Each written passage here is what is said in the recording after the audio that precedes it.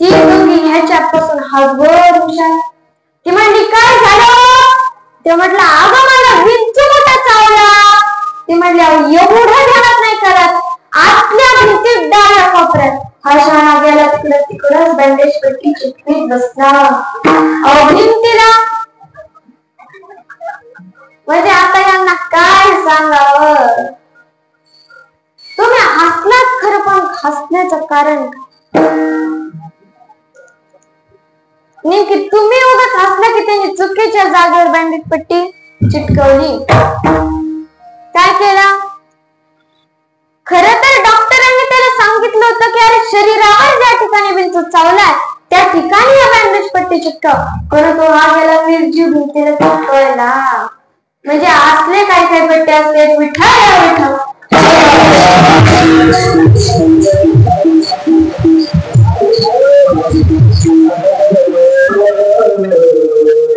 तुम्ही हसलात हे खरं, परंतु मागच्या हसलंच नाही. तुम्ही हसलेच नाहीत मागचे, कळलं नाही का? बरं जाऊ द्या, माझ्याच मैत्रिणीचं गाव आहे, या कावर एक फ्री देते. आता एक माणूस दररोज सकाळी जेवणाच्या आधी आणि जेवणाच्या नंतर सकाळी संध्याकाळी साखरेचा डबा चेक करायचा. दररोज बायकोनी 1 दिवस पाहिलं, 2 दिवस पाहिलं, 3 दिवस पाहिलं, पण 4थ्या दिवशी काही सकाळी तिला राहवलंच नाही. नवऱ्याने जेवण केलं, गेला की डबा चेक करायला. तिने डबा घेतला हातातला आणि खाली आपल्याला म्हटली तुम्हाला वाटतं का मी साखर नाशी ते एकच टाइम चहा करते, तो पण बिना साखरेचा. कमून तुम्ही दररोज डबा चेक करीतात. तुम्हाला वाटतं का मी लय नासकी बाई आहे, लय विनाकारण उडीते, कमूनच तुम्ही हा डबा बघता. ते म्हटलं अगं तसं काही नाही ग. ती म्हटली मग झालंय काय, तुम्ही कमून डबा चेक करीतात? तेव्हा म्हटलं अगं मला डॉक्टरांनी सांगितलंय दररोज जेवणाच्या आधी आणि जेवणाच्या नंतर शुगर चेक करायला, म्हणून मी साखरेचा डबा चेक करीत होतो. आता त्या शुगरचा आणि या साखरेचा काय संबंध? म्हणजे असले काही काही महायोगी असते. विठ्ठल विठ्ठल.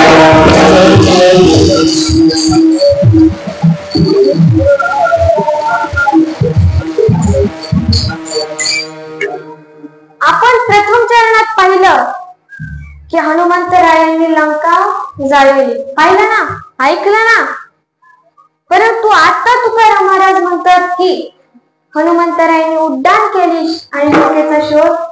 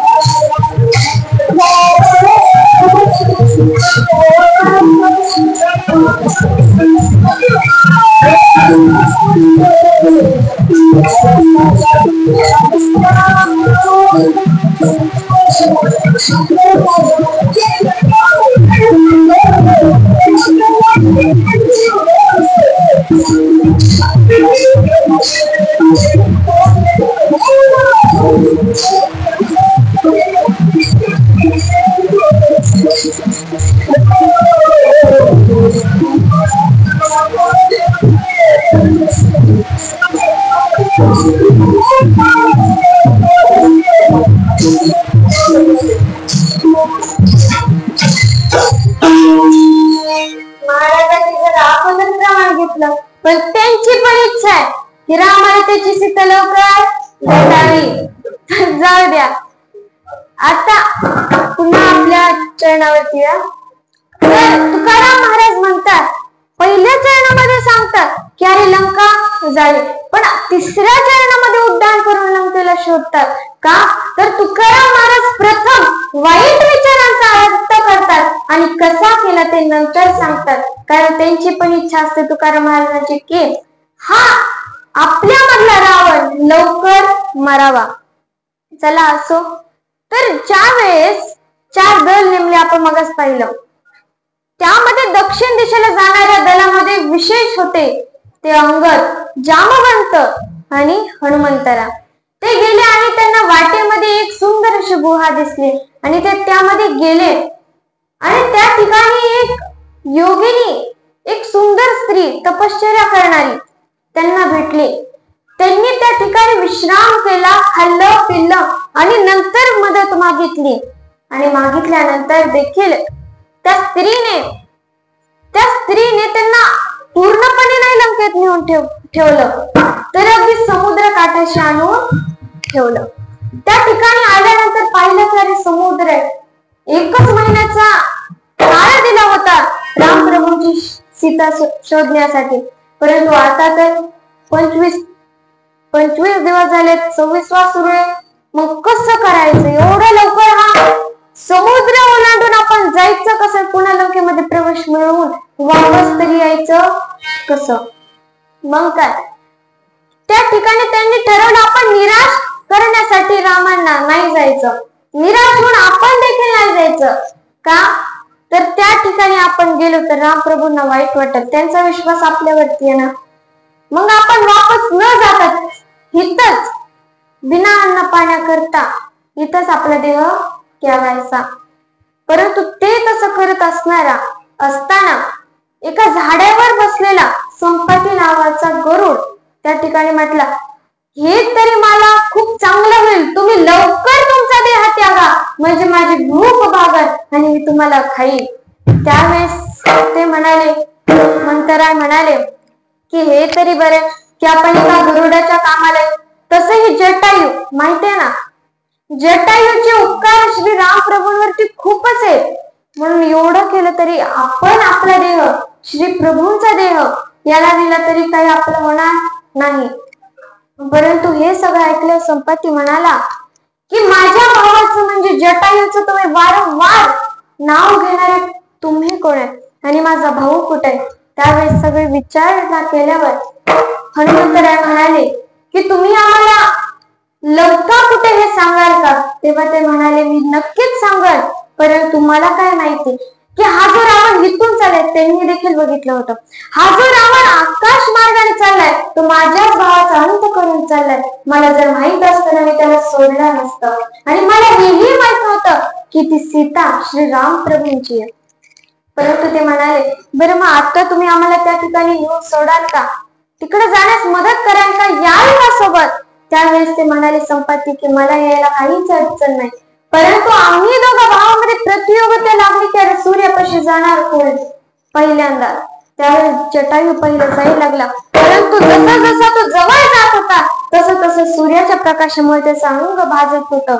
म्हणून मी माझ्या पंखाने त्याला झाकून घेतलं आणि मग तो तर वाचला, परंतु आम्ही दोघं एक इकडं एक तिकडं असं पडलो. आम्हाला माहित नाही कोण कुठे, परंतु ते मी पंखाने त्याला झाकून घेतल्यामुळे माझे पंख मात्र जळाले, म्हणून मी काय उडू शकत नाही. परंतु गरुडांची नजर ही खूप तीक्ष्ण असते. त्यामुळे विचारलं की कुठे लंका हे तरी सांगा. सांगितलं या समुद्रापासून त्या दिशेला. त्या ठिकाणी खूप सुंदर असा महाल आहे, त्याच ठिकाणी सीता तुम्हाला भेटल आणि रावण देखील त्याच ठिकाणी असेल. सांगितल्यानंतर पण प्रश्न पडला की अरे जायचं कसं तिथपर्यंत. तेव्हा जामवंतांनी आठवण करून दिली की हनुमंता तुझ्यामध्ये खूप शक्ती आहे, एवढंच नाही तर तू उडू देखील शकतो आणि आपलं रूप आकार मान कमी जास्त देखील करू शकतो.